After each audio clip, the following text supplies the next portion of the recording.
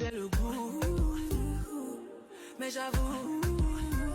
Mais je suis tout à fait d'accord avec toi, effectivement, si c'est gratuit, c'est qu'on paye avec nos impôts. J'imagine que tu fais allusion à la mesure populiste et non sociale, attention, de l'ami Bali Bagayoko, d'offrir du coup des fournitures scolaires dans les écoles élémentaires publiques de Saint-Denis et Pierrefitte-sur-Seine, mais je vais t'expliquer pourquoi c'est absolument pas social. Alors tout d'abord, il y a la CAF qui verse l'allocation de rentrée scolaire aux familles les plus modestes en fonction de leurs revenus, et ça c'est une mesure sociale.